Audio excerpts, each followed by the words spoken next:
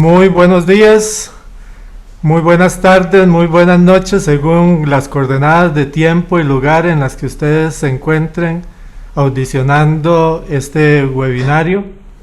Mi nombre es Manuel Calvo Canosa, estoy a sus órdenes y los acompañaré para ir presentando los diferentes eventos dentro de este webinario, que tiene como nombre la crítica de arte en tiempos de crisis.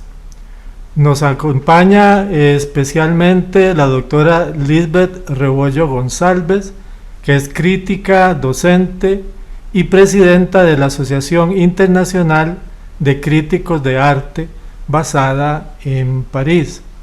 Ella introducirá este webinario y posteriormente entonces presentaremos las ponencias de los diferentes participantes. Doña Lisbeth, muchas gracias. Le paso el micrófono. Buenos días, buenas tardes o buenas noches. Es un gran placer para mí saludarlos en la apertura de este seminario web sobre crítica de arte en tiempos de crisis. Este seminario organizado por el Círculo de Críticos de Arte y por Juan Carlos Flores Zúñiga anuncia también la creación del capítulo Costa Rica de AICA Internacional. Es pues un evento muy importante para nosotros de AICA y también es bien importante porque brinda la oportunidad de escuchar a destacados expertos del panorama cultural de la crítica de arte en Costa Rica, con respecto a un tema de máxima importancia en el campo de la cultura. Escucharlos es un privilegio para mí como presidenta de la AICA Internacional. Quiero agradecer a Juan Carlos Zúñiga por su trabajo para crear el capítulo AICA Costa Rica de AICA Internacional. Quiero saludar a todos los participantes y al público que nos sigue por internet. Muchas gracias, suceso en este evento. Les envío un abrazo a todos. Muchas gracias, doña Lisbeth. Ahora procedemos entonces con la agenda, presentando primeramente a don Alfonso Chase Brenes, poeta, crítico y gestor cultural, muchísimas más cosas, pero para las condiciones de este webinario pues se le presenta así. Es un placer compartir con vos, Alfonso, en esta Muchas gracias. oportunidad. Saludos a Juan Carlos, a todos los participantes, a doña Lisbeth Rebollo, y paso a ser breve como una introducción sobre lo que quiero decir y lo que me he planteado. Básicamente, lo que he estado estudiando es el desarrollo de la crítica, el comentario, la reseña y la opinión desde el siglo XIX, de aproximadamente 1890, donde se producen los primeros, pienso yo, chispazos de una crítica que ha seguido su papel hasta el año 2021. También he descubierto algunas cosas que muchas veces las obras de arte, ya sean literatura, pintura, escultura y aún de vida, son superiores a la crítica que generan en nuestro país. Como todo es un fenómeno latinoamericano e hispanoamericano, el desarrollo de esta crítica en Costa Rica lo podemos encontrar en varios libros publicados antes del año 20 del siglo XX, y también en unas antologías que se hicieron y se editaron en Francia de cuentistas costarricenses. Eso para ubicarlo en el campo en que yo me manejo. En asuntos importantes, la discusión de 1894 sobre si había que escribir costumbrismo, realismo, ciencia ficción con una visión europea de los personajes. Como se planteó, ¿quién va a escribir un cuento sobre una India de Pacaca? Pero, por supuesto que se escribieron cuentos de la India de Pacaca.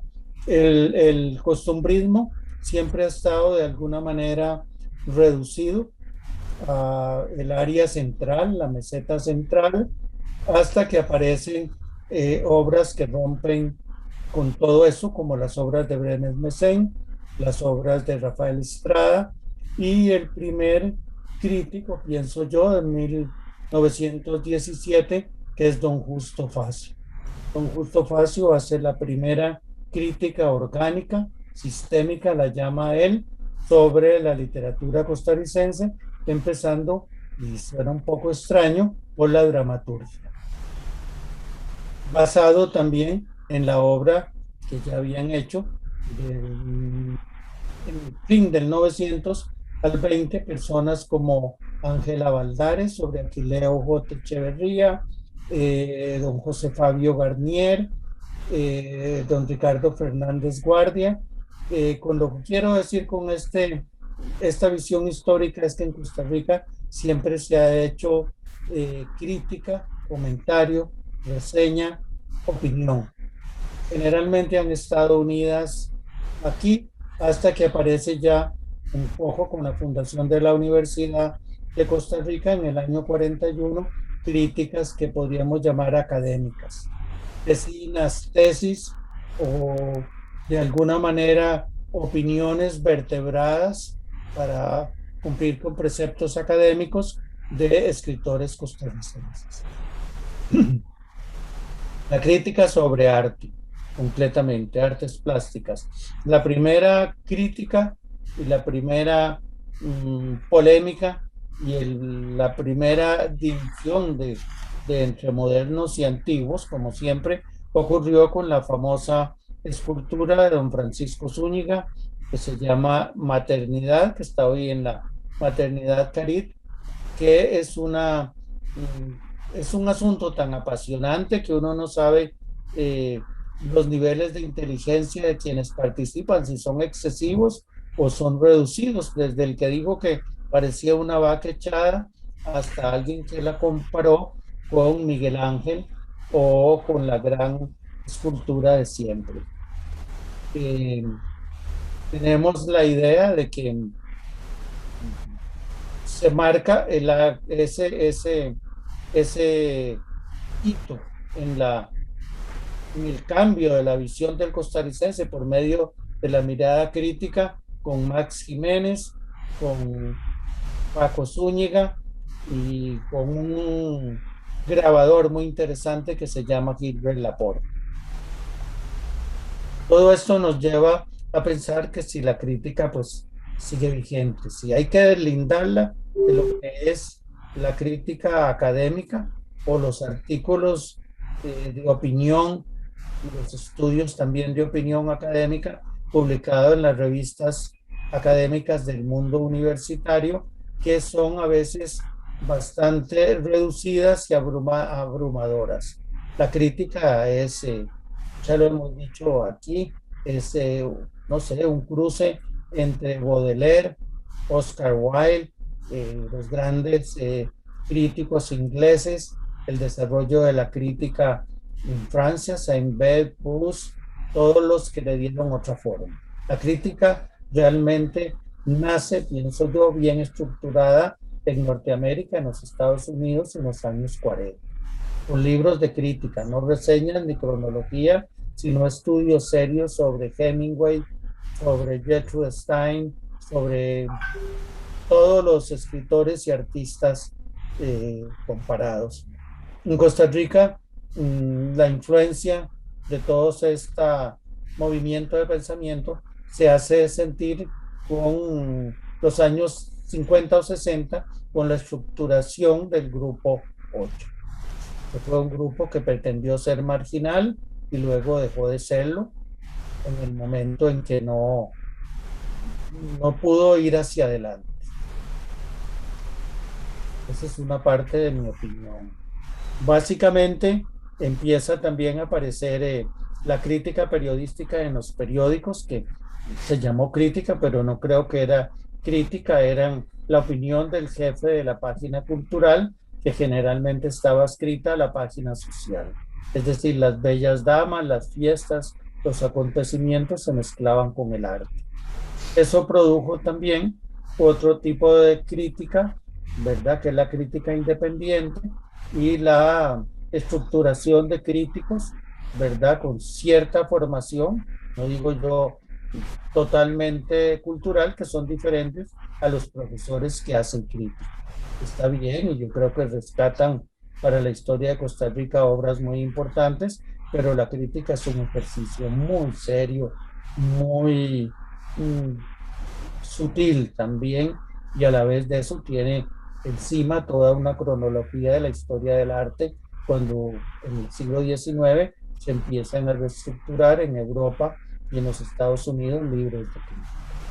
El primer libro de crítica, por ejemplo, literaria, además del de Don Justo Facio, que no es un libro, sino es un artículo de casi 30 páginas que se publica en Panamá, empieza con don Rogelio Sotela, que es el pionero de la crítica literaria y la reseña y la cronología y la estructuración de lo que puede ser la historia del arte en Costa Rica. Ha habido siempre, así lo veo yo, una separación entre lo que es la literatura, por ejemplo, las artes plásticas, la danza, digamos, la primera de todas ellas, que es Margarita Esquivel, Romoser, las opiniones de Arturo Echeverría en los años 50 sobre las exposiciones de arte en Costa Rica, nunca ha sido estructurado en un libro, ¿verdad? Seriamente, hasta que de alguna manera, pienso yo, a principios de los años 70, Carlos Francisco Echeverría empieza a hacer reseña, comentario, historia de la aparición de ciertos artistas según sus gustos personales. El costarricense es bastante conservador, ya lo vimos con Paco Zúñiga, lo vimos con Margarita Bertó, con Max Jiménez sobre todo, y con los muchachos en ese entonces del Grupo 8. Sin embargo, la crítica no está a la altura de la producción de ciertas obras. No ha logrado el mismo desarrollo que el desarrollo artístico del país. Y eso es muy simple, pienso yo, porque no ha habido un conocimiento, digamos, muy pocos críticos, ¿verdad? Han tenido la oportunidad de no ir el viaje turístico a Europa a ver museos, sino estudiar el desarrollo en los diferentes centros de arte, Alemania, Madrid, París, pienso yo, Viena, que producen en ese momento, que son los 50 a los 80, una explosión de libros sobre arte y definen los gustos de la época.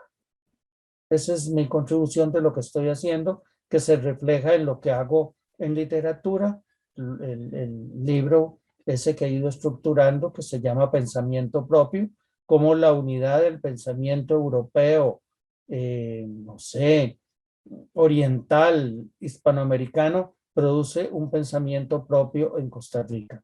Este pensamiento es visual y puede ser oral y puede ser escrito o puede ser pictórico. Por ejemplo, una figura como Max Jiménez, una figura como Joaquín García Monge, una figura como Brenes Messén y los modernos, a partir del grupo 8 hasta entrar lo que yo he llevado al final, que es Man Lu, no sé, Álvaro Brachi, Miguel Hernández, todas las personas que están haciendo arte. Últimamente he tenido que enganchar a mi manera de ver lo visual a Gerardo González con una serie de figuras que está haciendo maravillosas, ¿verdad? La naturaleza, o Philip Asakien con una pintura realista que me gusta mucho.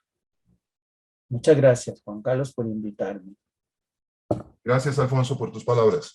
No, a vos más bien, me parece una actividad muy estimulante que ahí va, se incorpore otra gente, logres vos esa forma de liderazgo, de incorporar también que nos faltan algunos eh, críticos y comentaristas del ámbito académico que tienen también sus puntos de vista, sobre todo los premios en ensayo de estos últimos años abren perspectivas para entender el desarrollo del arte y la literatura costarricense en 200 años, que no es mejor ni peor que el resto de Centroamérica, aunque no tengamos, porque no tuvimos esa propaganda, figuras de primera línea. Muchas gracias. Adelante, Manuel. Gracias, gracias. Muchas gracias, Alfonso. Manuel, también gracias. Les decía, ahora tenemos la participación de Adriano Corrales Arias, crítico, docente e investigador y escritor. Voy a plantear algunos elementos que luego podríamos conversar. La crítica, como la mayoría sabemos, es la opinión o el juicio ponderado que un individuo dispone acerca de una situación, persona, obra artística, entre otras cuestiones. La crítica artística es una actividad valorativa, explicativa y crítica sobre el quehacer artístico de una época o acerca de la obra de un autor en particular. En el caso de la literatura, se conoce como crítica literaria a la disciplina o actividad que se ocupa de analizar y luego de valorar, ya sea positiva o negativamente, a una producción literaria. Se trata de la interpretación evaluativa de un texto por parte de un crítico que se expresa a través de un medio de comunicación escrito u oral, valorando y opinando sobre las características de una producción literaria determinada. Como consecuencia de su presentación en público, para que se las adquiera o consuma, las producciones artísticas y literarias son casi siempre objeto de la atención de aquellos profesionales que se dedican justamente a verter sus críticas tras la apreciación de una obra, ya sea de teatro, de música, de cine, de un libro, una exposición pictórica o escultórica, o hasta de un programa de televisión o cable, entre otros. El profesional que se dedica a la realización de estas valoraciones y análisis sobre las piezas artístico-literarias debe y puede contar con estudios profesionales sobre la materia que critica. Por ejemplo, estar graduado en la carrera de Filología y Letras, Bellas Artes, Artes Visuales o Escénicas.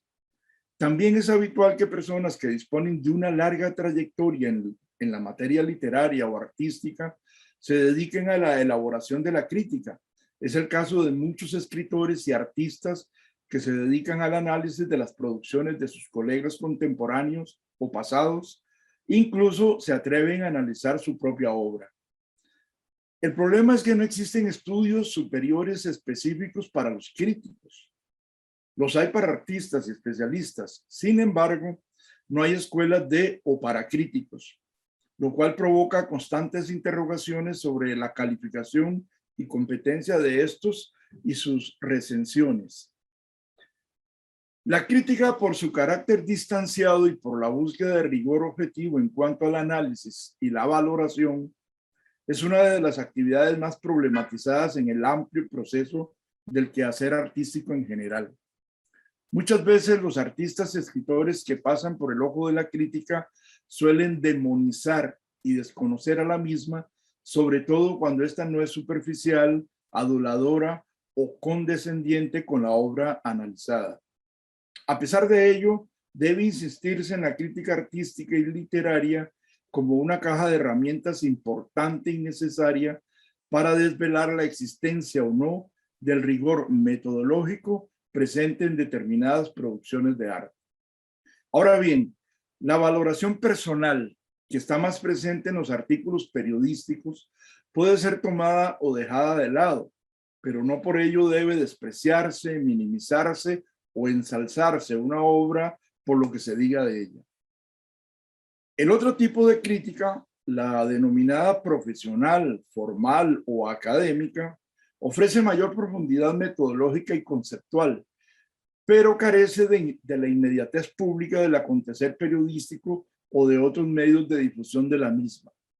Por otra parte, es una crítica que se dedica con mayor confianza al canon establecido, y casi no arriesga con producciones contemporáneas o novedosas.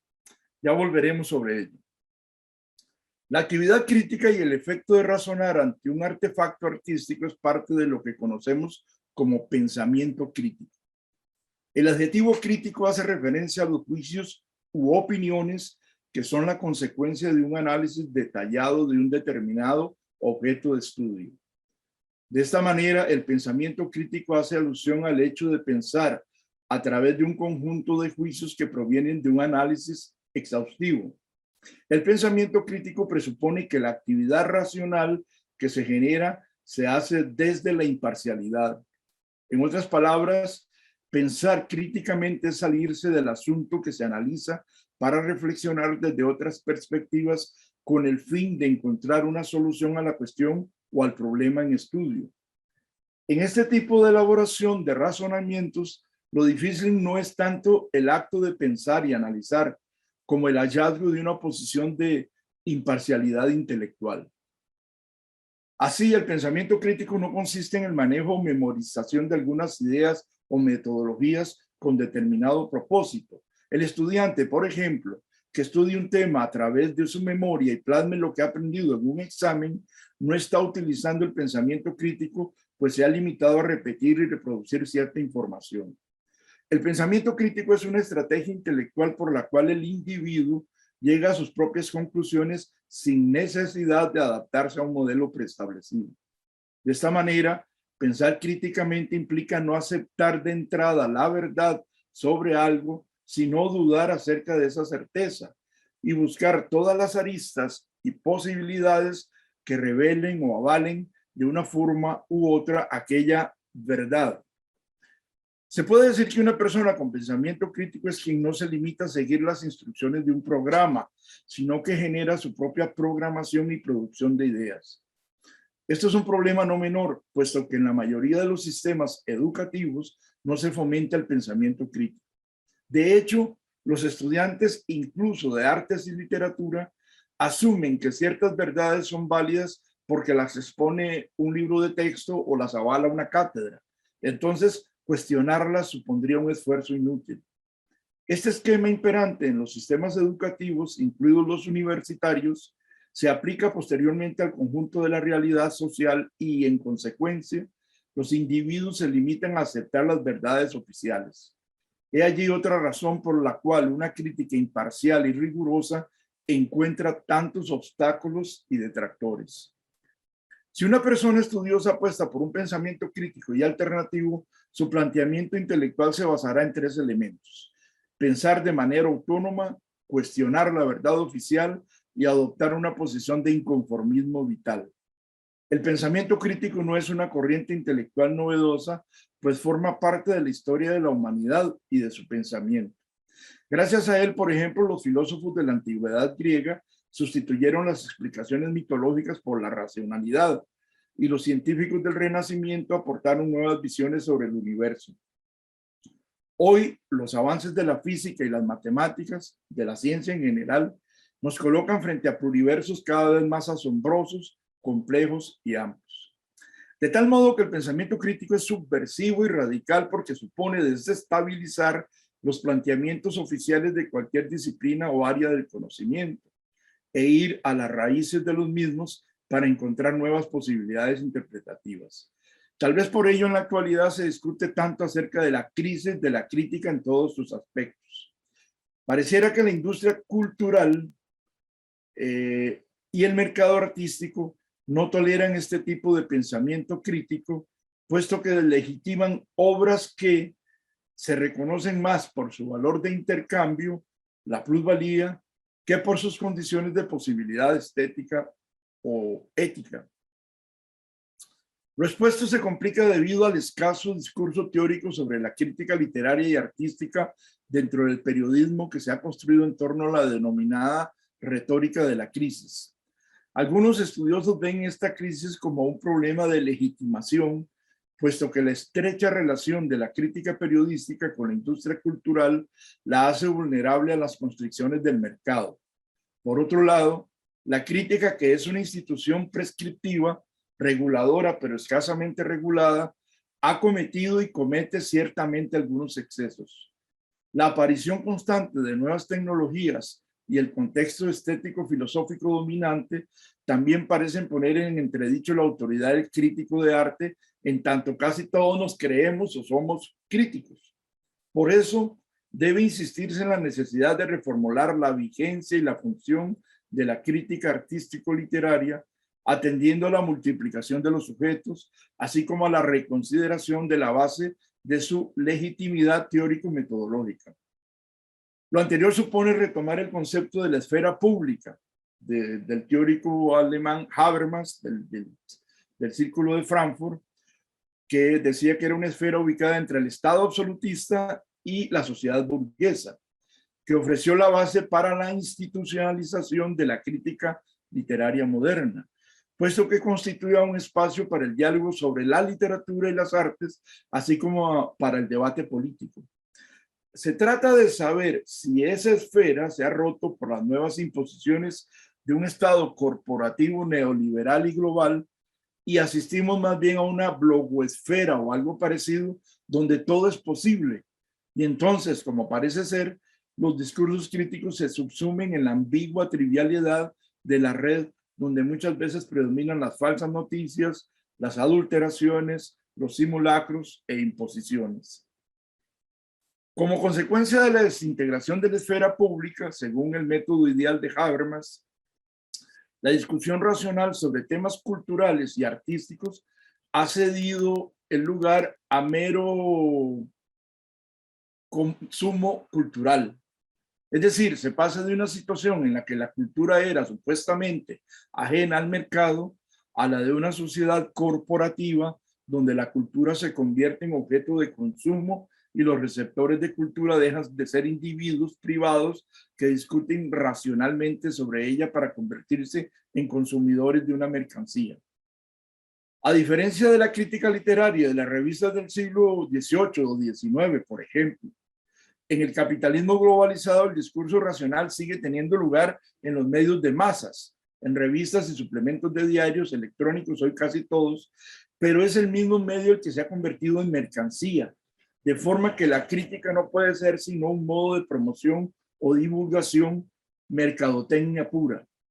La prensa ha dejado de ser un medio público para crear opinión y se ha convertido en un objeto comercial que obedece a los intereses de los anunciantes y dueños de las corporaciones. Por tanto, ante la desaparición del medio público que posibilitaba la mediación entre el arte y su receptor, la esfera pública, la crítica ha perdido su base institucional, según Habermas. La crítica, que ya no puede basar su legitimidad en la esfera pública, entonces busca cobijo en las universidades y en la prensa alternativa, de modo que renuncia a públicos amplios o cede a los intereses de la industria cultural. He allí la encrucijada contemporánea en que se encuentra sumida la crítica artística y literaria. Se trata de la antinomia entre la sociedad de masas y la inmanencia artística, es decir, lo que Walter Benjamin llamaba el aura o la pureza de la convención estética, lo bello, lo sublime, en fin. La crítica, como durante el romanticismo hasta gran parte del siglo XX, debería salvaguardar esa inmanencia. Sin embargo, para otro gran pensador, Walter Benjamin, del Círculo de Frankfurt, la época de la crítica formaría parte del pasado, pues exige una perspectiva particular y el capitalismo imposibilita dicha diversidad de visiones. Si a lo anterior se le agrega la crisis pandémica global, así como la crisis civilizatoria del capitalismo, el panorama se nos presenta mucho más complicado. Los problemas de la crítica en general y de la periodística en particular deben comprenderse entonces en un marco mucho más amplio, porque gran parte de la problemática de la crítica se debe al contexto filosófico y estético hegemónico que tiende a aumentar la desconfianza respecto de la autoridad cultural.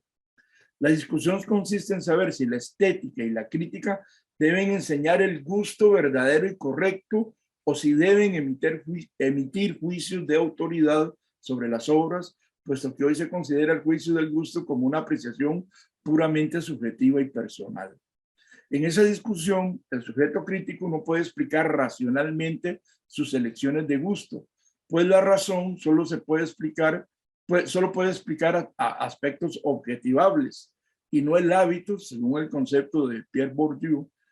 Entonces se trata de defender o impugnar la inapelabilidad del juicio estético. Entonces, considerar el gusto como categoría psicológica, más allá de la autoridad cultural, vuelve a cuestionar la legitimidad de la crítica, puesto que iguala el gusto de cualquier receptor y entonces el debate crítico se torna imposible. Es complicado contrastar argumentos sobre la valoración de una obra si se carece de argumentos estéticos y filosóficos, por lo que el debate crítico deviene en un diálogo de sordos, en un absurdo. Al convertirse el gusto y la respuesta individual en los principales criterios de valoración, la autoridad cultural y dentro de ella la crítica se coloca en entredicho. Según algunos estudiosos, en la actualidad el énfasis recae en la experiencia única e intransferible vivida por cada quien al consumir una producción cultural. Y cuando esta experiencia se convierte en autoridad, su juicio tiene el mismo valor que el del experto cultural o el profesional. Finalizo. Las dificultades por las que atraviesa la crítica no han provocado su desaparición vaticinada casi desde su aparición pública. Hace mucho rato se viene hablando de la muerte de la crítica y del arte en general. Existen más bien indicios que contradicen esos augurios pesimistas. La proliferación de críticas y reseñas en Internet y en las redes sociales o el abanico de producciones culturales cada vez más amplio que abarca la crítica muestran que aun cuando se cuestiona la autoridad cultural y la labor de la crítica profesional, la crítica periodística sigue siendo requerida por buena parte de lectores. Las investigaciones empíricas muestran que las nuevas formas de crítica conviven con las tradicionales formas de autoridad cultural, pues aunque ciertamente las jerarquías culturales se han difuminado, también se están generando nuevas formas de clasificación y de jerarquización. Por todo ello, se debe concluir que la crisis de la legitimidad de la crítica no conllevará a su desaparición, sino que se nos plantea el reto de reformular su vigencia y sus funciones, así como reconsiderar la base de su legitimidad. Muchas gracias. Muchas gracias, Adriano. Muy amable. Ahora quiero saludar a las personas que se han ido incorporando en las retransmisiones que se están haciendo de este webinario a través de la plataforma de Facebook. En este caso, continuamos ya con la tercera ponencia de parte de Juan Carlos Flores Zúñiga, crítico, docente e investigador y comunicólogo. Adelante, Juan Carlos. Muchas gracias, Emanuel, y gracias a los ponentes precedentes. Quiero saludar a Carlos Acero Ruiz. Carlos es una figura muy importante en la República Dominicana en el campo del arte, es también fotógrafo. Y Carlos es el director del comité encargado de la membresía de AICA. Con él estamos trabajando este proyecto que muy amablemente al inicio doña Lisbeth Rebollo, presidenta de AICA, introdujo y del cual hablaremos al final de la reunión de hoy. Voy al tema entonces. Realmente ha sido muy interesante escuchar a Alfonso con este enfoque histórico, Adriano con este enfoque epistemológico, porque tiene que ver mucho con la relación entre academia ocupada de la historia y crítica ocupada de lo coetáneo e inmediato. En América Latina ha sido frecuente la queja sobre la ausencia de la crítica de arte sistemática, profesional e independiente. Pero cuando esta ha tenido lugar cumpliendo tales parámetros, la respuesta general siempre ha sido desacreditarla y restringir sus espacios. La señal que los medios de comunicación masivos vienen enviando globalmente desde principios de siglo es retirada. Tanto medios como artistas y mercado han proclamado tácitamente, como ya mencionaba ahorita Adriano, el fin del arte y por lo tanto el fin de la crítica como la conocíamos, y restringido tanto el comentario como la crítica profesional. Por ello cabe ponderar las siguientes interrogantes esta mañana. ¿Debe existir o no la crítica de arte en el medio artístico contemporáneo? Y segundo, ¿Qué papel cumple la crítica de arte en tiempos de crisis como los presentes? Y luego, ¿sobre qué bases debe articularse? Ya sea como crítico de arte, vocación que he ejercido por 4 décadas dentro y fuera de mi país nativo, o espectador de las manifestaciones artísticas tradicionales y contemporáneas, estoy convencido de la necesidad de la crítica de arte porque es la única que puede mediar con criterio profesional e independencia entre la confusión del momento cultural que vivimos antes y durante la pandemia y la obra que se produce al interpretarla y al contextualizarla, empoderando al espectador especializado o no a hacer lo mismo. Ciertamente el último siglo ha visto el fin de la pintura, la crisis de los museos y el fin del arte, como lo resumió en el 2006 Donald Cuspid, para quien el arte, dice él, ha sido sustituido por lo que Alan Kaprow denominó el post-arte, una suerte de nueva categoría visual que coloca lo banal por encima de lo enigmático, lo escatológico por encima de lo sagrado, la inteligencia por encima de la creatividad. En criterio de Cuspid, el carácter entrópico del arte moderno, ilustrado particularmente por los teóricos Marcel Duchamp y Barnett Newman, por su énfasis antiestético, convierte al posmodernismo en la fase final del arte. Ha tenido lugar una degeneración de la precedente exploración del inconsciente humano universal a expresiones estrechas con base en agendas ideológicas temporales. Considera que los que llama nuevos viejos maestros son el futuro estético y humano en arte como reacción a la vacuidad y el estancamiento de este medio. En tal contexto, la muerte de la crítica parece inevitable, entre comillas, para algunos, especialmente para los curadores e historiadores que han asumido la responsabilidad, entre comillas también, del comentario como sustituto de la crítica de arte, la historiografía en lugar del criterio estético. Lo que parecen olvidar estos conocedores es que la crisis es el estado natural de la crítica de arte desde que emergió como género en el siglo XIX. Como hace notar Paul de Man, crítica sin crisis fracasa críticamente. Toda crítica verdadera, dice él, ocurre en el modo de crisis. La crítica pertenece al corazón de la mise en abîme, esto es, la puesta en el abismo, que constituye una obra de arte, el efecto espejo autorreflejante por medio del cual una obra afirma por su propia existencia su separación de la realidad empírica. La crítica de arte tiene entonces un propósito sociocultural innegable, que cumple al crear crisis o al interpretar la crisis del arte y la cultura actual. La ausencia de crisis es lo único que limita el ejercicio de la crítica y su poder liberador. De hecho, aún en medio de la negación generalizada y el rechazo a la crítica de arte por parte de los medios, mercado e historiocuriadores, pocos entendidos dudan sobre el papel del crítico en medio de una exhibición o una muestra artística. Como aclara el crítico Boris Groys, desde hace mucho tiempo, el crítico de arte parece un representante legítimo del mundo del arte, como el artista, el curador, el propietario de la galería y el coleccionista. Cuando un crítico de arte se presenta en una inauguración o en algún otro evento del mundo del arte, nadie se pregunta, ¿qué está haciendo aquí? ¿Qué se debe escribir? Algo sobre el tema del arte se toma como algo evidente. Cuando las obras de arte no cuentan con un texto, sea un folleto, un catálogo, una revista de arte o en otro espacio, parece que se han entregado al mundo desprotegidas, perdidas y desnudas. Las imágenes sin texto son vergonzosas, como una persona desnuda en un espacio público. Como mínimo necesitan un bikini textual en forma de inscripción con el nombre del artista y el título, en el peor de los casos, para que se lea sin título.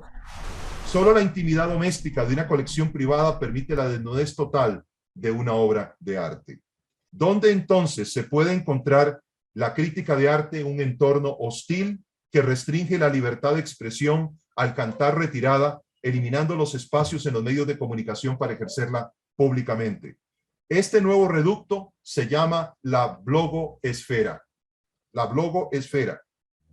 El discurso civil libertario del que es abanderada la crítica se ha trasladado a las redes sociales, a los blogs con V y a los canales de video. De la misma manera que los lectores han migrado masivamente a la Internet, quebrando la circulación de los medios impresos, y los televidentes han abandonado los canales de televisión por los servicios en streaming tipo Netflix.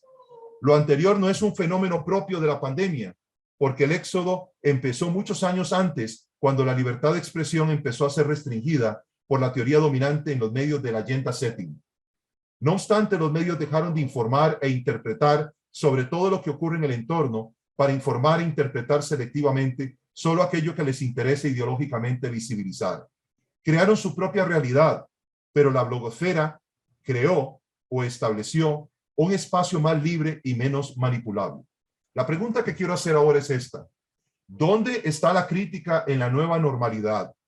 No solo ha migrado a la blogosfera, sino que habla a una nueva generación de espectadores, artistas e investigadores. Los principios de la crítica en línea son casi los mismos del paradigma anterior. Lo que ha cambiado radicalmente es la metodología. Es ciertamente más demandante que la publicación en un periódico, en una revista, pero se compensa grandemente por la libertad de comunicar sin las presiones comerciales e ideológicas de los medios tradicionales coligados con el establecimiento cultural oficial. En este nuevo contexto, la crítica de arte se sigue definiendo como una especialidad artigráfica que consiste en interpretar y contextualizar el hecho artístico. Tradicionalmente se limitaba a valorar y reseñar obras y exposiciones no consagradas por la historia del arte.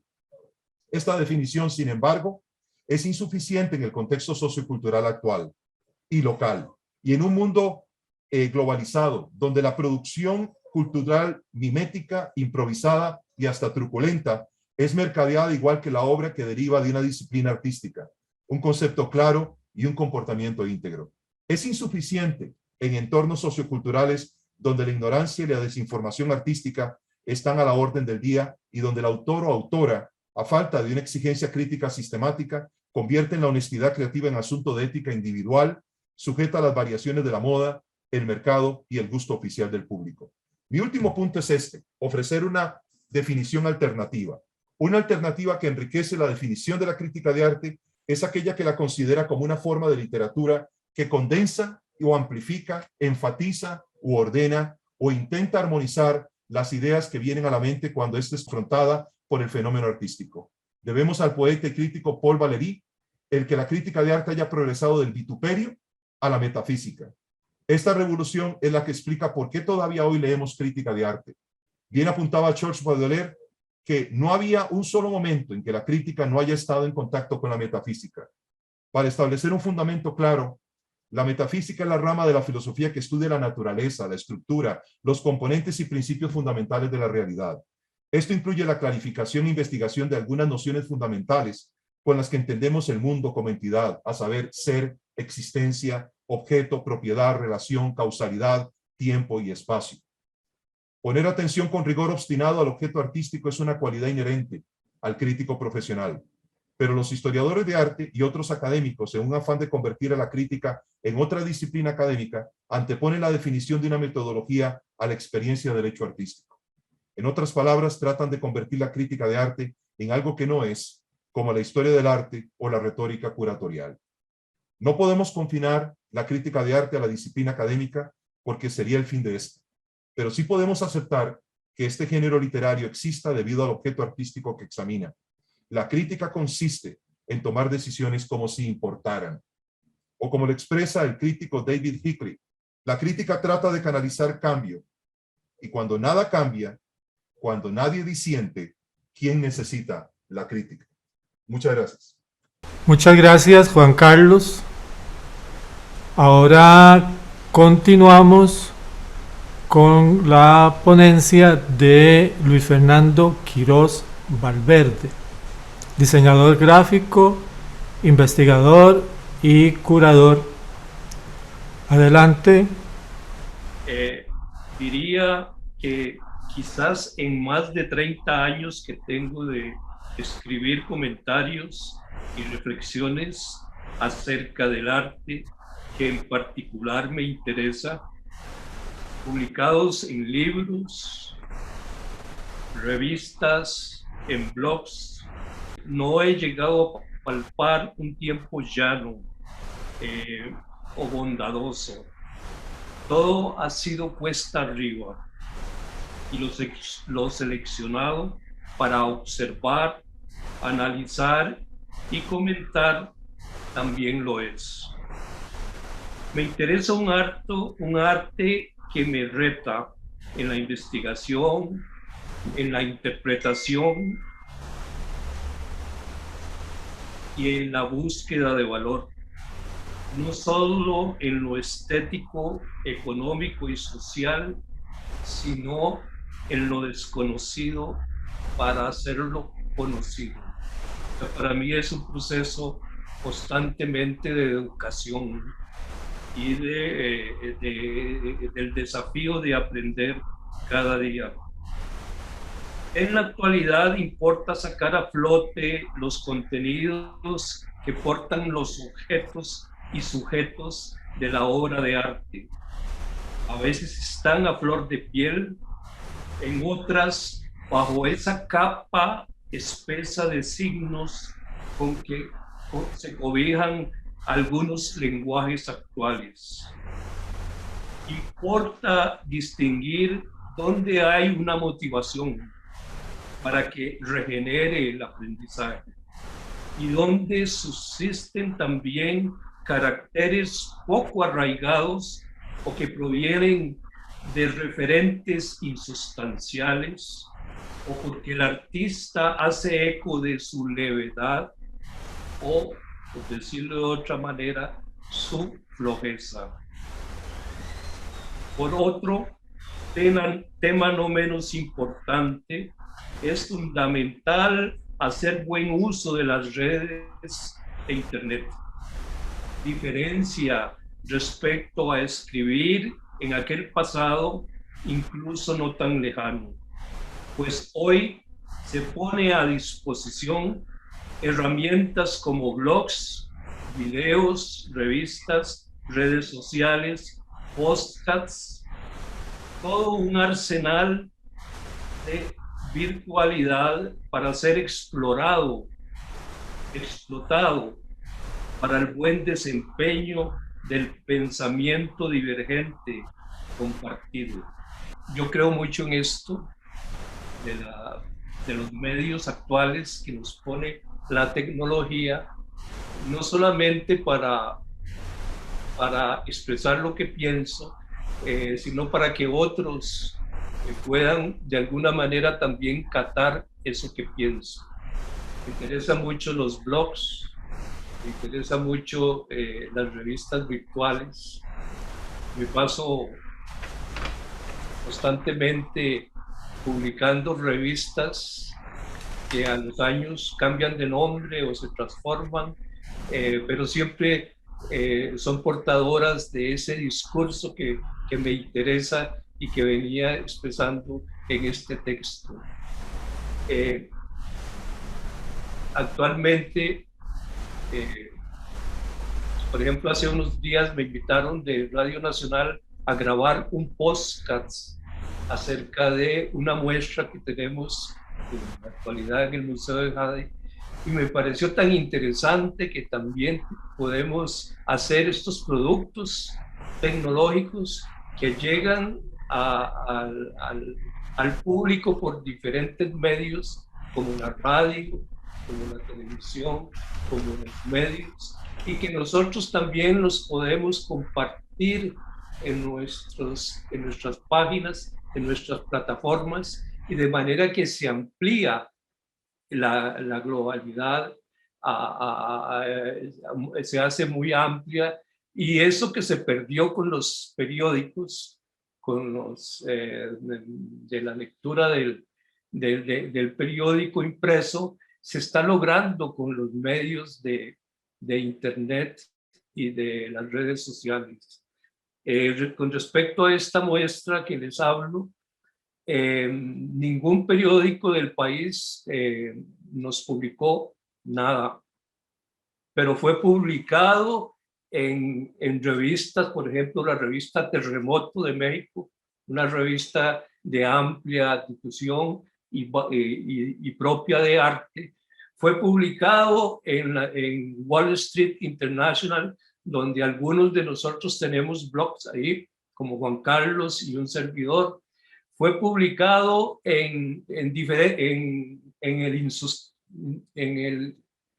bueno, no recuerdo bien el nombre, que es es un medio de noticias de Nicaragua que corre en redes. Bueno, ha sido ampliamente publicado en estos medios que al final como que engloba y sustituye aquello que se lograba antes con los periódicos.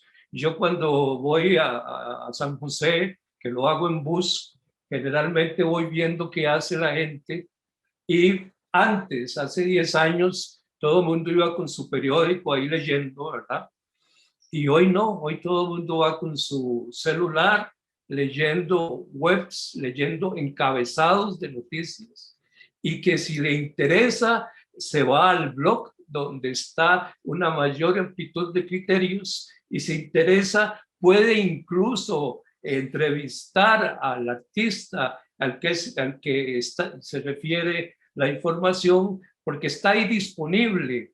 O sea que también nos sirve para la investigación cultural que se hace desde ahora, desde los teléfonos, desde las computadoras y de estos medios que ya no son el tradicional. Entonces yo no pienso en crisis, como les decía al principio, yo siempre he estado en crisis.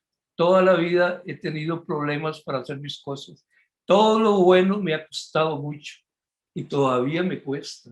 O sea que la crisis está en nosotros, está en el otro, pero no hay que creérsela, hay que tener también la habilidad de sortear la crisis, de brincarnos, de catapultar esos elementos de la crisis.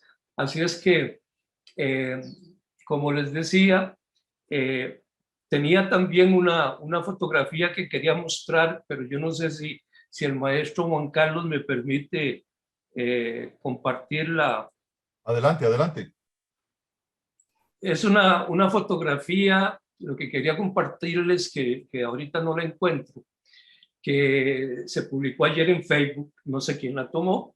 Como todo llega a veces sin autoría, me la compartieron también por un grupo de WhatsApp que me gustó mucho, y es el puente que hay aquí en Paraíso, en la carretera hacia Turrialba, y el puente se inundó.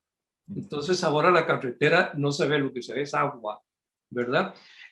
Yo la compartí en Facebook y mucha gente, muchos amigos del exterior me mandaron a decir que qué linda foto, que qué bella imagen, que qué palo de imagen, que bueno, todas las... pero lo que menos espera quien no conoce el lugar es que eso no es un río ni es un puente, es un túnel por donde se pasa cuando va uno para Turrialba, por debajo de la línea del antiguo ferrocarril.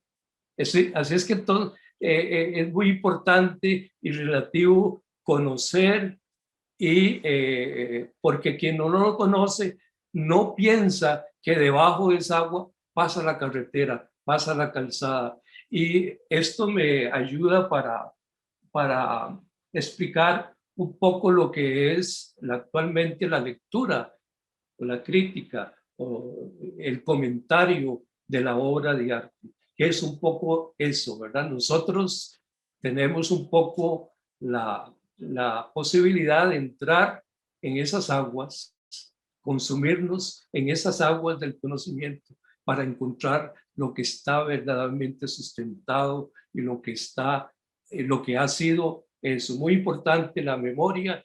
Y pues bueno, yo les agradezco. Muy amable por tu participación. Se ha venido haciendo énfasis en el uso de los multimedios y la telemática.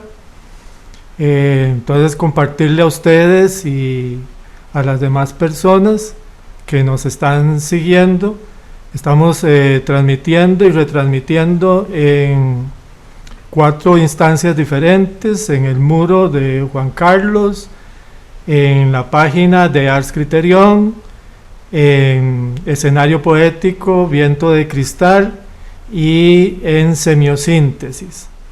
Tenemos un mensaje de una persona, se llama Carlos Roberto Lorenzana, que expresa: muchas gracias, señores, por ofrecer este espacio y posicionar la crítica en el tiempo actual, ocupando la virtualidad como un catalizador más de información. Saludo cordial, un saludo a don Carlos Roberto. Ha sido muy interesante. Todavía no voy a hacer el resumen para antes que de eso poder pasar a una sesión de preguntas compartidas entre los diferentes exponentes y además después un anuncio que tiene Juan Carlos por hacernos. Mientras van preparando estas preguntas, que sería, bueno, pues nada, resumir para entrar a las preguntas. Hemos hecho un transcurso desde los antecedentes del oficio crítico en Costa Rica, que básicamente nos lo propuso don Alfonso, el desarrollo, el cuestionamiento en cuanto al oficio académico, el oficio periodístico, las gacetas, las reseñas, los modos barrocos, los modos más críticos, la influencia del positivismo inglés y francés en el desarrollo de la crítica en Costa Rica, una llamada de atención a las dificultades en este momento histórico con respecto a los nuevos medios y las plataformas que se nos ofrecen. Quisiera por favor que pasásemos a las preguntas. Tienen libertad cada uno y cada una, si doña Lisbeth está por allí, para hacer la consulta que quieran. Adelante, Carlos. Sí, ¿qué tal? Buenas tardes. Saludos a todos los colegas de Costa Rica. Agradecerles esta invitación para estar asistiendo a este encuentro interesante que ustedes tienen desde el Círculo y desde AICA Costa Rica en ciernes, que esperamos que pronto ingrese ya de manera oficial al seno de la Asociación Internacional de Críticos de Arte. Juan Carlos, me gustaría que nos hablaras un poco sobre lo que expresas de la retórica curatorial. Cómo no, muchas gracias, Carlos. Yo creo que aquí tenemos una gran ventaja y que voy a ser complementado por Luis Fernando, que es curador y ha tenido que lidiar con un mercado restrictivo para expresiones contemporáneas, en particular una persona con una experiencia mucho más vasta que yo en eso. Pero por retórica curatorial me estoy refiriendo esencialmente a la sustitución del criterio o del enfoque crítico en el catálogo. Los catálogos se han vuelto esencialmente descriptivos y esto no es un fenómeno nuevo, en el cual la mayoría de los curadores, que me corrija Luis Fernando, en nuestro contexto, son personas de entrenamiento académico, artístico, en su mayoría, los cuales en general no desarrollan una carrera artística, sino que se consuelan básicamente en el desarrollo de los catálogos y la curaduría general. Esto es nuestro contexto, no puedo decir que es el contexto de tu tierra o de otros países centroamericanos, aunque he recorrido la región bastante. El problema básicamente es que no se da espacio al criterio, a la opinión, sino que casi todos los catálogos se concentran únicamente en exaltar, de una manera yo diría positivista, el trabajo sin contextualizar sus problemas, sus desafíos, sus aspectos críticos. Esto es particularmente triste cuando se desarrollan certámenes, como acá los salones anuales, o concursos plásticos, en los cuales tú no lees una sola nota de criterio en los aspectos que se mencionan. O se hace referencia únicamente a los paralelos históricos con ciertos movimientos de los artistas en cuestión, o simplemente se habla de sus méritos a través de los títulos, los viajes o las exposiciones que han desarrollado. Y no hay absolutamente nada sobre su concepto plástico, ni tampoco sobre su desarrollo artístico, excepto algunas anécdotas que son más pintorescas que contribuyentes a entender la obra. No se contextualiza tampoco al artista en la mayor parte de estos catálogos. Es como si las personas fueran extraídas de la realidad, colocadas en el papel o el prólogo y simplemente expuestas, sin pertenencia, sin identidad, sin conexión con el desarrollo cultural o contra el desarrollo cultural. Entonces, ese tipo de actitud es una actitud bastante oficialista, es la dominante en el sistema de museos y exposiciones de mi país, y lamentablemente es el tipo de retórica articulado como una retórica que lo que hace, en lugar de educar al público, en lugar de ampliar sus horizontes, en lugar de provocar la discusión, limitarla y reducirla únicamente a un artículo de relaciones públicas. Ese tono de PR, ¿verdad? Básicamente es lo que es detestable en el proceso actual. Una cosa que yo le he dicho al museo muchas veces es ¿por qué no incluye otros criterios? No tienen que estar necesariamente alineados con los del museo, pero inviten a otras personas a opinar, inviten a expertos que han investigado la obra, personas que conocen al artista, que han seguido su trayectoria, y ese ha sido simplemente como clamar a oídos sordos. Es donde yo creo que el crítico, y me gusta mucho el enfoque de AICA en ese sentido, el crítico debe involucrarse también en el tema de la curaduría. Aunque pareciera a veces que toma partido, en realidad lo que está es enriqueciendo procesos. Si vemos los procesos estéticos del siglo XX para acá, donde hemos notado los procesos de ruptura más interesantes en plástica, ha sido cuando los críticos se han involucrado con un movimiento, o han descubierto un movimiento, o han curado obra de ese movimiento. Es donde nosotros tenemos realmente una oportunidad de discusión. No la curaduría, que simplemente es un trabajo o una obligación. No sé si necesitas que amplíe eso, pero esa es mi preocupación continua, Carlos. Y lo que entonces no entiendo, los museos e instituciones en Costa Rica no trabajan los aspectos de pedagogía para los visitantes. Sí, desde el punto de vista museográfico, sí se han ocupado de eso, y debo reconocer que en los últimos años trabajan, sí, por ejemplo, en la reciente exposición que se hizo de la obra de Picasso, ¿verdad?, encargada por Volar, que prestó España. En esta se hizo toda una parte dinámica museográfica didáctica, donde se explicaba cómo se hacía el proceso de las aguatintas y todo. Pero esa es la parte didáctica para los chicos de la escuela que llegan a ver el proceso y quieren entender cómo Picasso logró técnicamente, sin mayor pericia, porque no era un gran grabador, hacer eso conceptualmente. Pero no hay discusión sobre el concepto, no hay discusión sobre la sexualidad de la obra, no hay absolutamente ninguna preocupación sobre la parte del pensamiento, llamémosle pervertido o torcido, del autor a la hora de representar al Minotauro, por ejemplo. Sí, no hay foro de discusión crítico, no hay exploración ni profundización en el mensaje del artista. Y eso es una cosa de la que estamos ayunos en el discurso propiamente de los curadores actuales. Cuando hacen curadurías históricas, ¿no las retrotraen a este tiempo y hacen comparaciones e investigaciones? No, de hecho lo único que logras es una historiografía, como en una reciente exposición de Di Cifredo Garita, donde simplemente hacen cosas como estas, que a mí me parece que son antojadizas.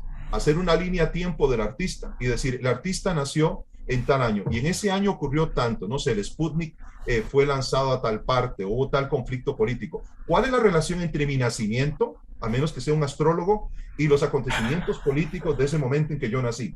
Y se invierte un montón, perdón, es que me enoja esto, porque me parece como que es ingenuo de parte de ellos pensar que eso tiene un valor historiográfico. Y este es el Museo de Arte haciéndolo. Perdón, ahí tengo yo la mano levantada también de Luis Fernando, que es un curador profesional, no yo.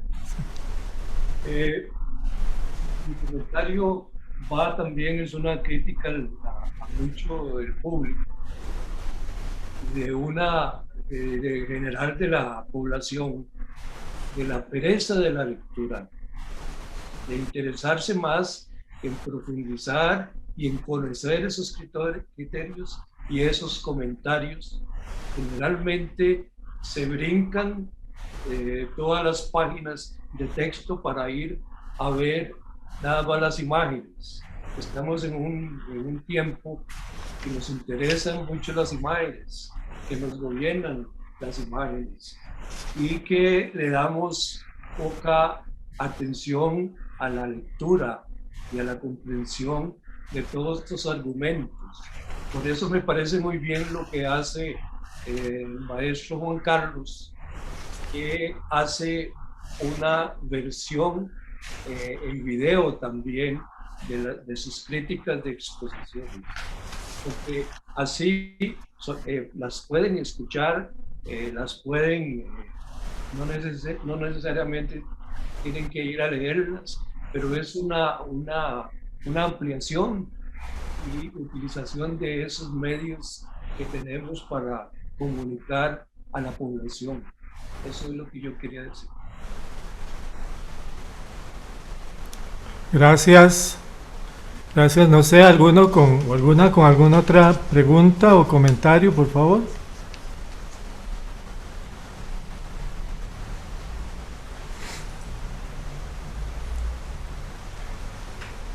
Yo tengo una pregunta para Adriano y realmente es una pregunta que me enoja.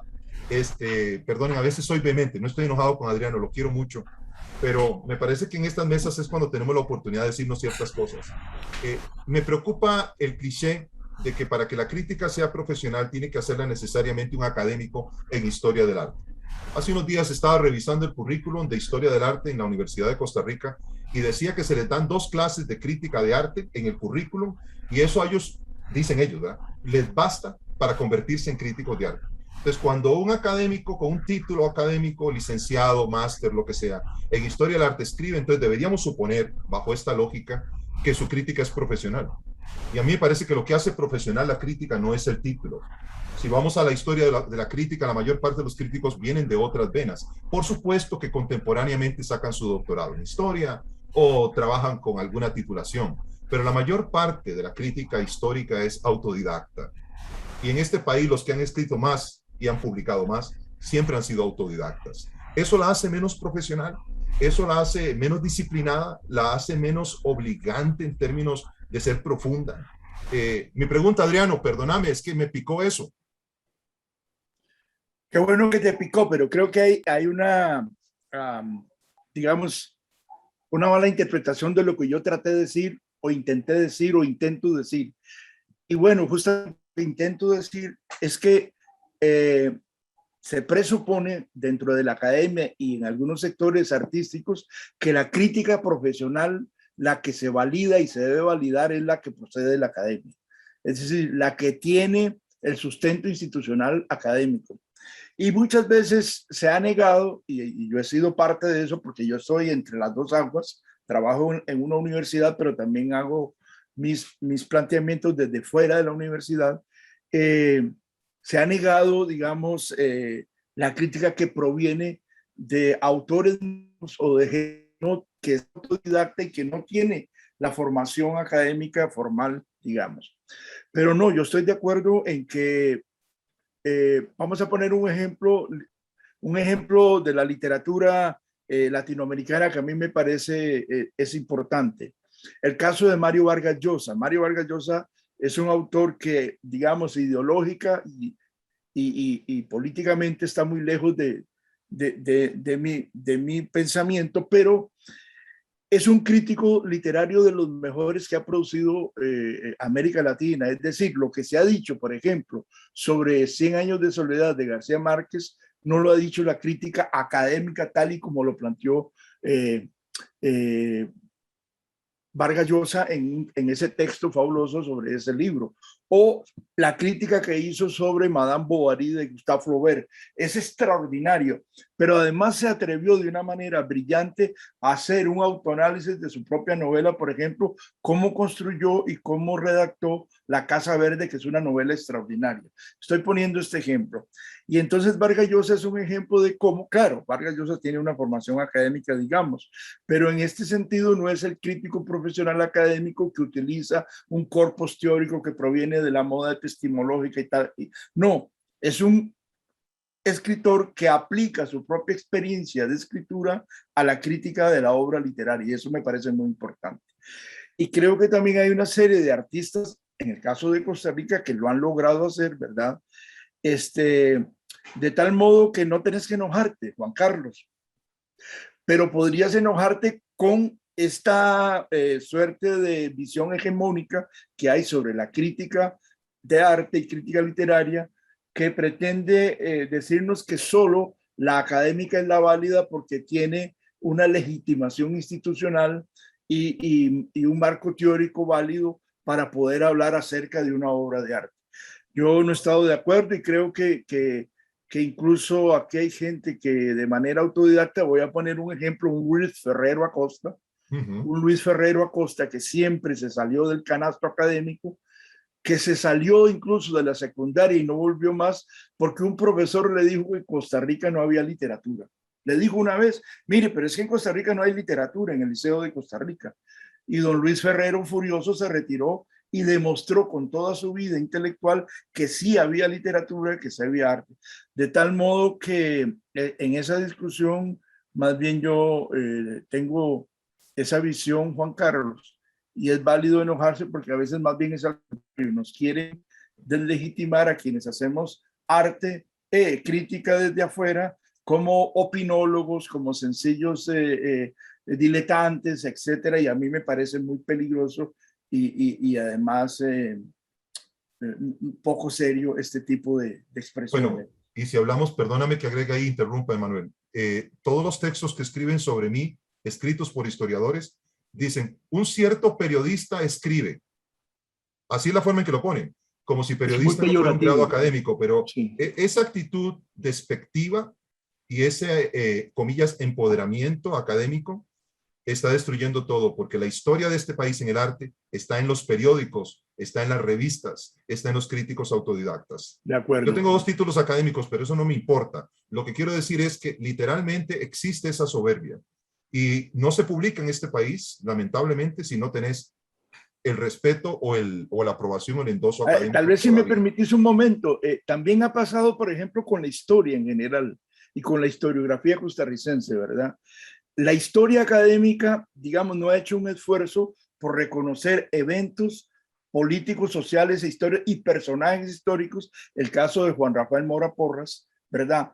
Y cuando un grupo de intelectuales que no están dentro de la institución historia, digamos, dentro de la institución académica que se llama la historia, comienzan a trabajar sobre esa figura y sobre los eventos de 1856, 1857 y hasta se atreven a formar una academia, a fundar una academia.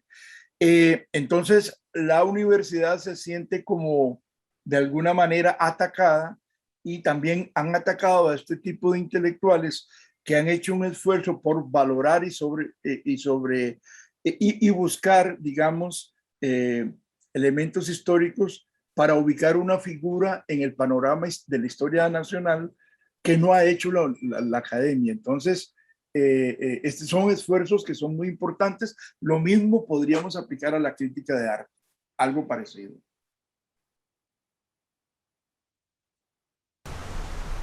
Perfecto, perfecto. Qué bonito, está agarrando vuelo el papalote. La mariposa en náhuatl, qué lindo, ¿eh? Papalotl. ¿Alguna otra participación, pregunta, por favor? Bueno, yo creo que esta cuestión que nos presentó Juan Carlos sobre la relación de crítica, curaduría, es algo muy importante para discutir, para construir un pensamiento. Hemos trabajado esto en otros encuentros de AICA y además en mi universidad se trabaja todo el tiempo. Yo creo que es el momento de pensar una comparación entre el trabajo del crítico y el trabajo del curador.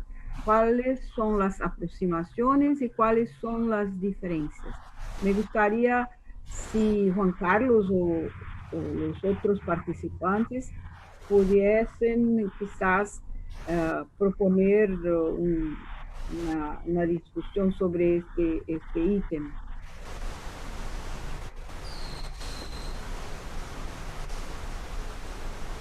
Perfecto. Yo estoy totalmente de acuerdo, Lisbeth, esa conversación no ha tenido lugar en mi país. Sí, está pasando, pero no ha tenido lugar. El único que ha incursionado realmente en el tema de la curaduría de una manera decisiva ha sido Luis Fernando. Yo lo he hecho en el comisariato, llevando artistas a otros países, coligados que yo he estudiado y que he acompañado de texto, catálogo y a veces hasta libro. Eso sí lo hemos hecho a nivel centroamericano, pero la discusión no existe porque está compartimentalizada. El curador es académico, el crítico es autodidacta. Entonces hay un divorcio. La única forma de hacer eso, como ya adelantó en el ejemplo que puso esta exposición fantástica que está en el Museo de Jade, que ha curado entre otros Luis Fernando, es una oportunidad de señalar una ruta que yo creo que los miembros de AICA llevan mucho tiempo adelante, que visibilizan, pero que aquí no se ha hecho. Definitivamente está en nuestra agenda y probablemente ya sea tema, con el último tema que vamos a presentar hoy, que es el avance del capítulo AICA en Costa Rica, por lo cual yo agradezco a Carlos y a ti que estén para dedicar unos minutos a este tema, invitar en términos de diversidad también a críticas mujeres a que se involucren, ¿verdad? Porque ahorita dominantemente, y no es por un asunto machista, lo juro por Dios, es culpa nuestra, porque hemos sido más bien muy majaderos invitando, pero no se puede forzar a la gente a punta de pistola a ser miembro de una asociación. Perdón, tiene la palabra, no sé si es Emanuel y ya seguimos. Luis. Sí. Para contarles un poquito la experiencia esta que se refiere Juan Carlos. El año pasado, la Universidad de Costa Rica, la revista académica de la Universidad de Costa Rica, Escena del Arte, me invitó a escribir un texto sobre la creación de colectivos artísticos de Mesoamérica. Yo me puse a trabajar esto en el marco de la pandemia y le pedí ayuda a la artista y curadora nicaragüense Ilimani de los Andes, espero que nos esté escuchando, y empezamos a trabajar ese texto, a conceptualizar, y de repente nos dimos cuenta que lo que estábamos haciendo era una curaduría, una investigación muy profunda acerca de los colectivos en Centroamérica, y investigamos qué aspecto central nos podría servir para esta investigación y que fuera común en los artistas que identificamos, ¿verdad?, para este colectivo, y resulta que todos trabajaban con la tierra, con barro, con arcilla, con qué sé yo, con el elemento común era la tierra. Pues pensamos entonces en el título de esa investigación y le pusimos Mesoamérica, Tierra Encendida. ¿Y por qué encendida? Porque hay varios puntos encendidos, unos que tienen que ver con la política, otro con la ecología, otro con lo social, otro con lo religioso, otro con, qué sé yo, los diferentes aspectos que tenían que ver con este territorio que identificamos. Mesoamérica se nos queda un poco grande, porque Mesoamérica también observa una parte del territorio mexicano, ¿verdad? Por eso invitamos a la curadora mexicana Erandi Erandi Ábalos, quien aportó aquel otro complemento de la visión que queríamos, y lo propusimos como una exposición, que es la que está actualmente en el museo, que termina ya el 4 de agosto, se cierra, que hemos tenido, hemos hecho conferencias, conversatorios, diferentes aspectos para ampliar lo que es la cobertura de la muestra, y que va a tocar varios puntos del territorio centroamericano. Estamos viendo la posibilidad que se pueda llevar a Guatemala y a otros países de la región, y que finalmente va a aterrizar en México, porque tiene artistas de México y conforma eso que buscábamos en el título y aquella investigación que comenzó siendo un artículo para la revista La Escena de las Artes. Muchas gracias. No sé, ¿hay alguna otra consulta o comentario? Si no, para pasar entonces a la noticia que nos tiene por dar un periodista. Ok, acepto el insulto. Si no hay crisis, no hay crítica. Y si no te insultan, no estás haciendo nada. Porque significa que todo el mundo está de acuerdo contigo. Entonces alguien sobra en la ecuación. Quiero agradecer primero a todos ustedes por estar esta mañana. Alfonso se tuvo que retirar por un problema técnico. Ahorita me acaba de escribir. Por dicha pudo hacer su disertación. Quiero nada más adelantarles que todo está siendo grabado. Se va a editar este fin de semana y va a estar disponible en línea en todos nuestros canales este domingo en la noche. Obviamente se va a abrir un hilo de opinión para todos los que quieran agregar audio o video o insultarnos o lo que quieran hacer. En buena hora que la libertad todavía se puede preservar y defender. Entonces, quiero adelantarles a todos algo de lo que hemos venido hablando y por eso está doña Lisbeth hoy acá, está Carlos Acero.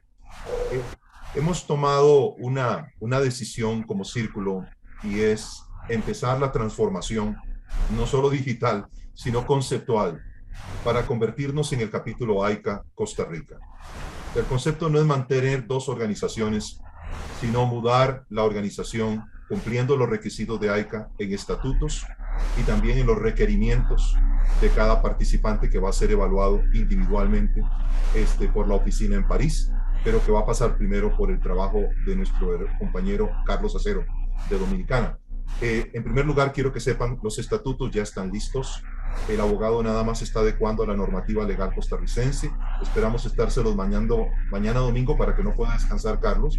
Se lo vamos a mandar mañana domingo en la mañana, con la finalidad de que lo revisen. Eso tiene que pasar por un proceso de evaluación de AICA. AICA luego nos responde y una vez que nos responde procedemos con la inscripción legal, para lo cual ya tenemos 11 miembros, de los cuales 2 son mujeres, 3 son mujeres, el resto son hombres. Y el abogado está trabajando en todo esto paralelamente. Y luego vamos con los dossiers de cada uno de ustedes, que ya todos casi están completos, solo me faltan 2, para también pasarlos. Una vez aprobado el estatuto, podemos proponer a cada uno de ustedes para que sean miembros. Y una vez que sean aprobados en octubre, que es el periodo de revisión, vamos a tener entonces esos incorporados se van a pasar al capítulo AICA Costa Rica. Y a partir de entonces empezamos oficialmente. Yo no sé si me quedo corto porque me ha costado un poco entender todo el aparato oficial y normativo de AICA. Gracias a Carlos por la inducción y a doña Lisbeth. Pero si quieren agregar algo, doña Lisbeth y Carlos, estamos encantados. Creo que ese es un gran paso. No lo veo como un capítulo Costa Rica. Le comentaba a Carlos el otro día por Zoom. Lo veo como la ruta para Centroamérica. Porque vamos a tener algunos miembros que son de otros países, pero que residen acá, pero que quieren efectivamente incidir en sus países y abrir capítulos. Entonces yo creo que la semilla es lo que vamos a plantar, la multiplicación es lo que vamos a ver. Perdone, doña Lisbeth primero y luego don Carlos Acero. ¿Quieres hablar, Carlos?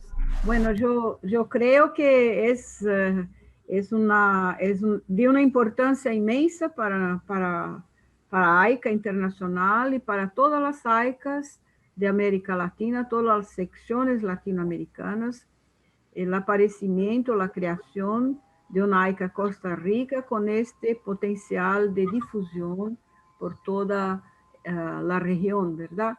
Yo creo que es un fortalecimiento significativo para la práctica de la crítica, para la práctica del arte, para el pensamiento sobre arte, la teoría del arte que se desarrolla en nuestros países. Y le agradezco una vez más por esta iniciativa.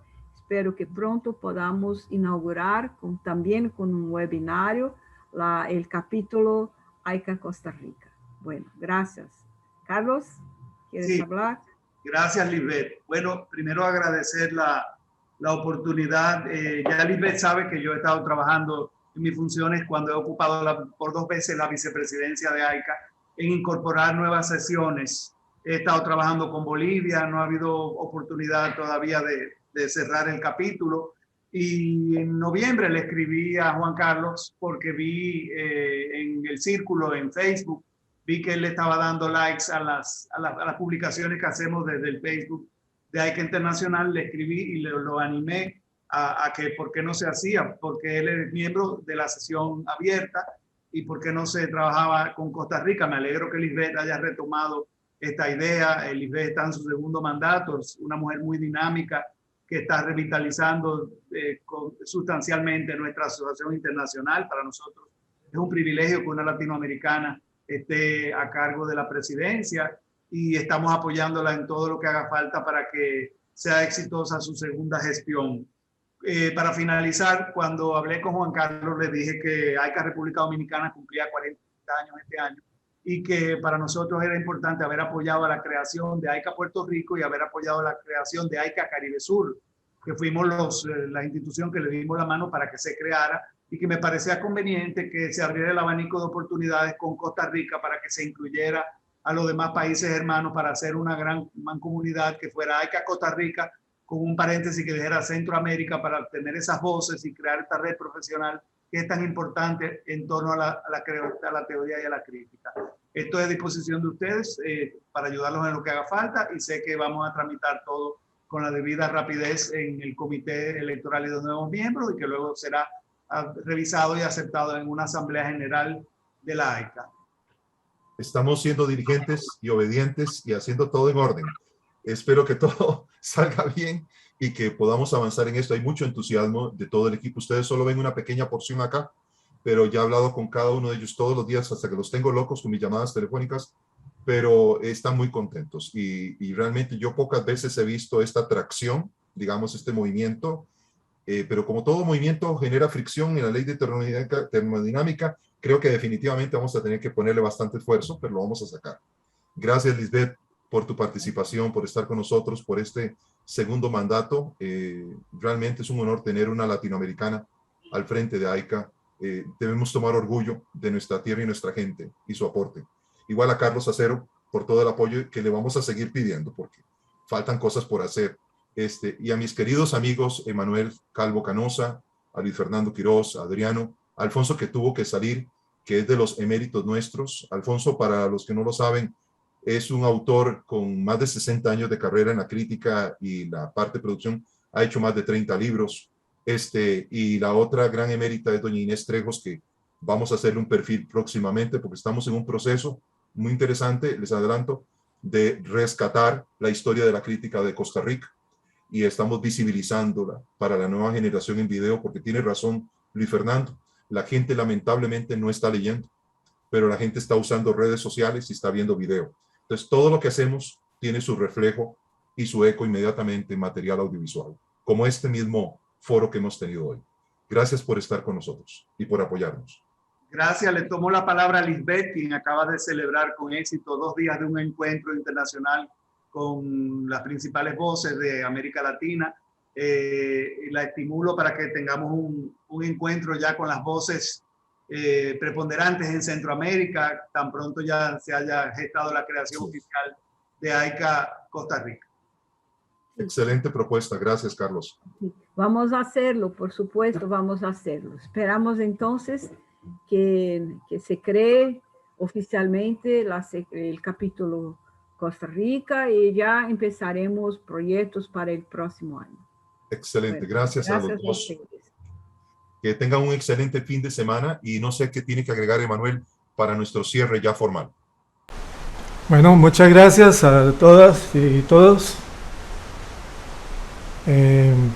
por todas sus participaciones, sus comentarios, la disposición de AICA para desarrollar este capítulo aquí en Costa Rica y tener influencias sobre el área centroamericana.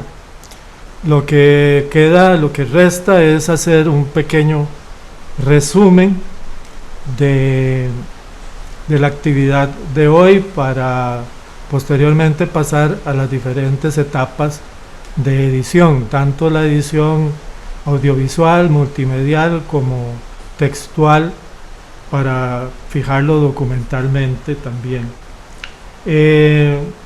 Bueno, desde el principio, con la participación de don Alfonso, pues haciéndonos él una información sobre el trabajo que está haciendo de recopilación sobre la crítica desde el siglo XIX en Costa Rica, pues nos introduce en todo el proceso de cómo se ha ido manifestando el oficio crítico o de reseñas para las diferentes áreas, bellas artes del país.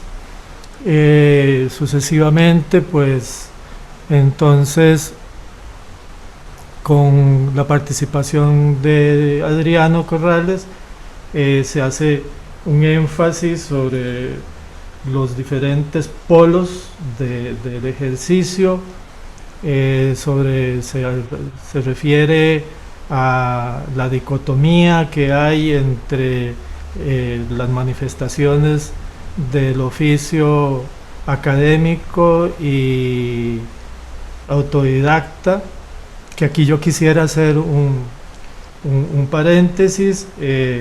Hablamos de autodidactismo, pero sabemos que estamos en un entorno que confunde el autodidactismo con el empirismo, que no son dos cosas diferentes, pero que sin embargo se siguen cuestionando. Entonces, Adriano nos llama la atención sobre eso y sobre la necesidad de que cualquiera que sea el origen, la intención de la crítica o del crítico o de los críticos, sí debe haber una preparación, una capacitación, un esfuerzo por entender la filosofía y la ideología que está detrás del oficio.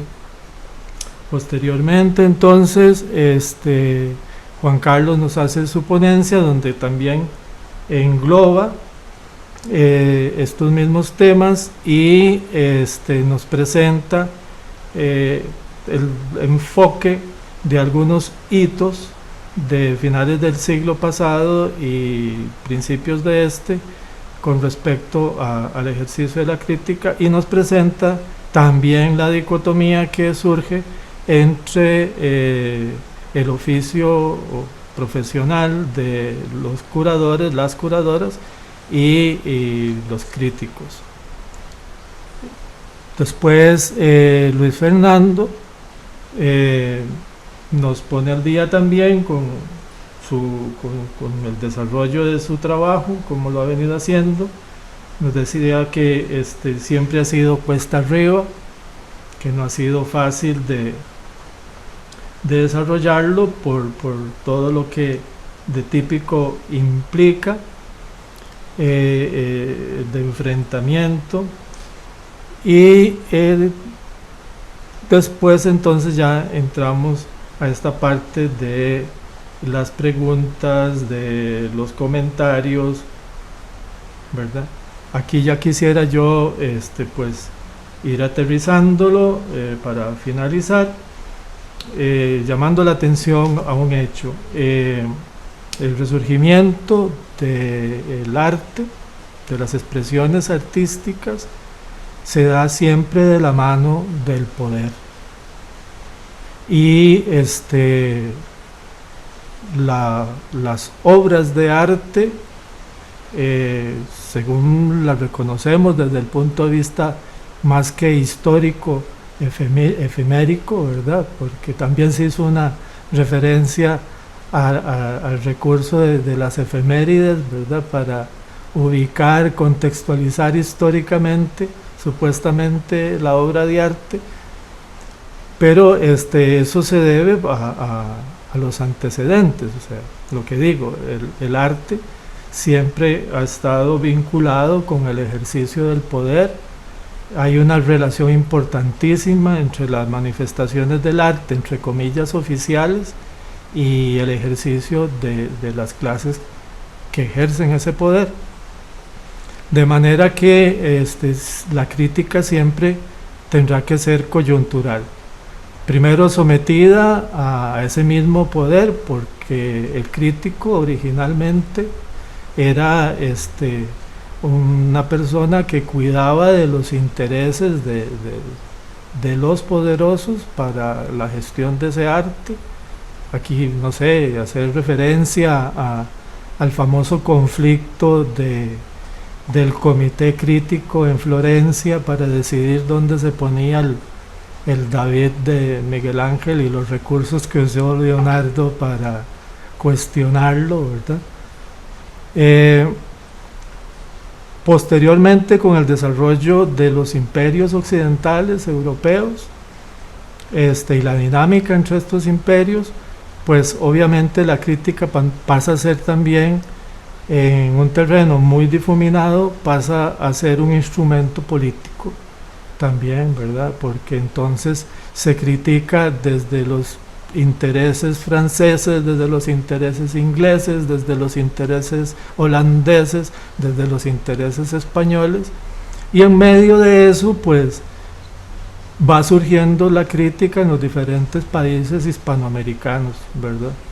Y entonces unos son atraídos hacia uno de los focos y otros hacia otros. En el caso específico costarricense, pues el desarrollo agroindustrial que se da poco después de la independencia se casa mucho con Inglaterra y con Francia, y incluso comercialmente confrontados, ¿verdad? Unas personas se van a estudiar a Francia, otras personas se van a estudiar a Inglaterra, pero son básicamente miembros de la misma clase de hegemonía del poder, ¿verdad? Que entonces comienzan a imponerse. Y así sucesivamente. Después viene la decisión de la creación de la Primera República y toda una ideología de fondo, de ir aterrizando, pero también con los rezagos de esa confrontación internacional. De manera que pues lo que queda son una transposición, pienso yo, del oficio ese sometido a la realeza y al poder de ese tipo, al poder hegemónico burgués, ¿verdad? Y siempre, pues eso, la crítica muy abrazada a la coyuntura siempre. De hecho, el mismo título de este webinario lo presupone, al decir que la crítica de arte debe confrontarse con los tiempos de crisis, y ahí pues entonces será necesario, como ya lo sugirieron la mayoría de los expositores y doña Lisbeth, la necesidad también de formarse, de crear instancias para la formación de críticos, darles herramientas desde el punto de vista nociológico, desde el punto de vista filosófico, y tender puentes también con los otros enfoques académicos que han ido surgiendo. Ya para finalizar y ponerlo, digamos, al día, se ha dado un movimiento de filosofía muy importante al final del siglo pasado en España con el materialismo histórico, y desde el materialismo filosófico de Gustavo Bueno y la escuela de Oviedo se han creado diferentes enfoques nociológicos, epistemológicos, que tienen que ver incluso con la crítica. Hay uno de esos que es de el filólogo Jesús Maestro, que curiosamente propone una estructura muy interesante. Habla del creador, habla de tres ejes en toda obra literaria y en general de toda obra artística. Una es el creador, otra obviamente es el perceptor o el lector, y la tercera figura, de alguna manera reflejando las posiciones de Peirce, se habla del interpretante. El interpretante en este caso es un sujeto que ejerce críticamente, es el lector especializado, que entonces hace una reconstrucción, un replanteamiento de la obra para presentarla a las demás, presentarla a la sociedad. Y termina con esto, dice Jesús Maestro, que hay mucha obra literaria que puede sobrevivir incluso sin lectores, pero que no puede sobrevivir sin interpretantes. Entonces ahí hacer un énfasis en el rol importante que tiene la crítica en el desarrollo de la sociedad en general. Yo creo que con eso podemos resumir lo que ha sido este webinario y la importante comunicación de las expectativas que tenemos de consolidar estos enlaces y esta forma de institucionalizar el oficio junto con AICA. Muchas gracias, Emanuel. Muchas gracias, compañeros. En nombre del Círculo de Críticos de las Artes, gracias por haber participado en este webinario.